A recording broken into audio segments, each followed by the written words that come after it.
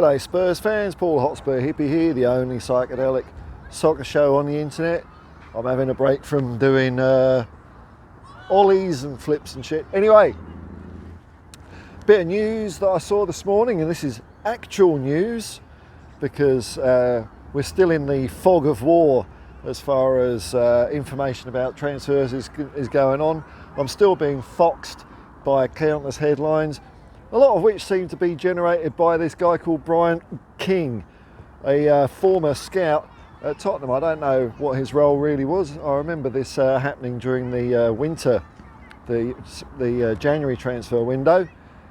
He can't keep his mouth shut about Tottenham. His latest one, he's saying Spurs must sell Brian Hill if we want to get Neto. Is that right? I mean, I don't know. It'd be nice to sell Brian Hill anyway, and hopefully we can do a better deal than our last loan deal or whatever it was when we had to give, what was it? We gave Lamella plus 21 million and Brian Hill, and in return we got, I don't know, nothing. So great business dealings there. And I'm seeing every rumour's being reacted to.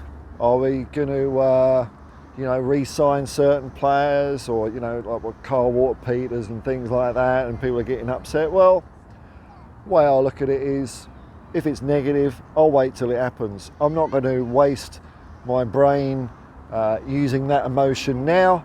I'll keep it in my back pocket and fire up when I need to. On the other hand, as far as hopes and dreams go, I'm full of it, love it. And so it was great to see some, what I think is pretty good news. It's only small, but it's one of those things that's a hell of an improvement on last year. Last year, our pre-season was really not that great, was it? It was disrupted. We had a match cancelled because of weather, and the opposition we were playing here and there, it was a bit of a hodgepodge, wasn't it?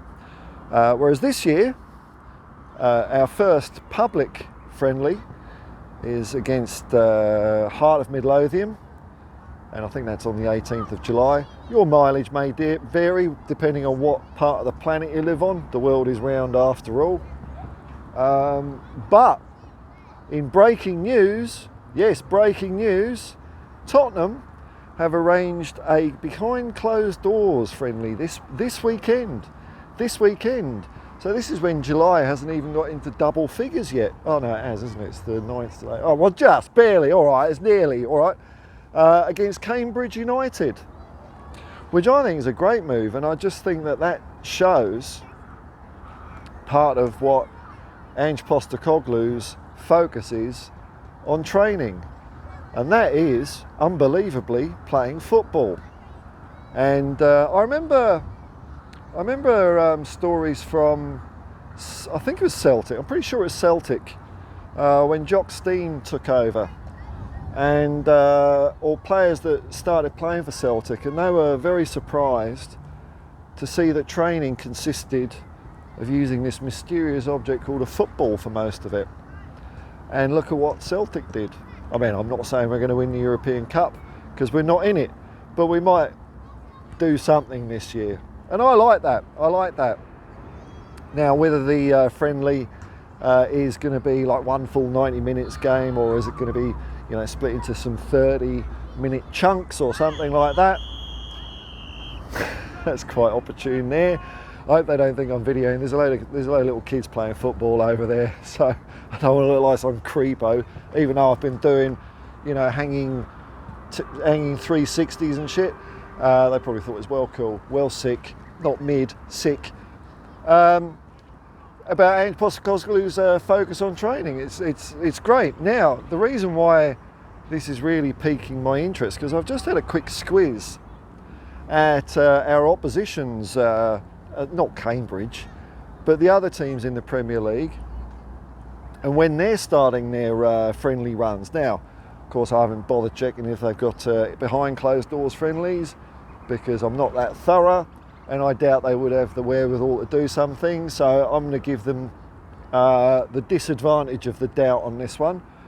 But whereas we're starting our first open doors one against Hearts on the 18th, what I'm seeing is the likes of Liverpool, Arsenal, I didn't look at Manchester City. Liverpool and Arsenal I looked at, and Aston Villa. Now Aston Villa are having a match pretty similar time to us. But these other teams that claim to have some sort of football aspirations in the Premier League or in other competitions, they're way down the track. They're not playing matches until near the end of July. And so I'm just thinking that their regime under Arne Slot, the thinking man's Ten Hag, well, who knows, man. All I know is he dudded us. He used us as a bargaining chip, the arsehole, so he can do one. And Arteta, I mean, their pre-season training is going to be consisting of running in and out of beanbags and listening to yet another, oh, for the love of mercy, Arteta motivational story. I think he's peaked. I think he's run out. Remember, this is the man that told a story about how he had a health issue, which was nearly fatal. And what match did he do that before? Was it some sort of European Cup final? Was it perhaps the match that could have won them the Premier League? Not this year or last year. Was it either? No. He pulled that one out of the bag just to give them an extra inch in their stride as they faced off against mighty Norwich a couple of years ago. So I think he's running out. I think we'll be able to see this from the Gooners on the pitch as Arsenal runs out of stories. Their form's going to. It's like they're at the top of the parabola in the Vomit Comet. You know that plane that they train astronauts in, and it does a parabolic curve and they feel weightless, and half of them throw up. Well, I think that's Arsenal. They've just reached that point. This is their pre-season. They're going to be throwing up, much like our players were doing a couple of years ago in South Korea, doing pointless running up and down the pitch and then puking every lap they did. They're on the way down now. Will they have a pleasant landing? Well, let's hope so, in the bottom half of the table. Joining the likes of Chelsea, who under new manager, what's his name, from Leicester City. I mean, you know, Chelsea doesn't even need a manager because he's not got any control anyway. It's the Todd Bowley show. It's the Todd Bowley show. I think this pre-season is going to give us a bit of an advantage. Now, if I looked at the dark side, perhaps I could say that if we're starting a week early, we might be a little bit short in the last game of the season. I'll put that one in a pipe and smoke it a bit later. But I think we're going to be ready, perhaps, to pinch a few early points. We've got a couple of fixtures. We've got Leicester, and then we've got someone else, and then we've got Arsenal. Will our pre-season preparation and superior intellect of our coach compared to Lego Head pay off? I'm getting excited. I'm also excited about the Euros a little bit. Spain's into the final. England are going to be playing the Netherlands tomorrow morning, my time, 5 o'clock.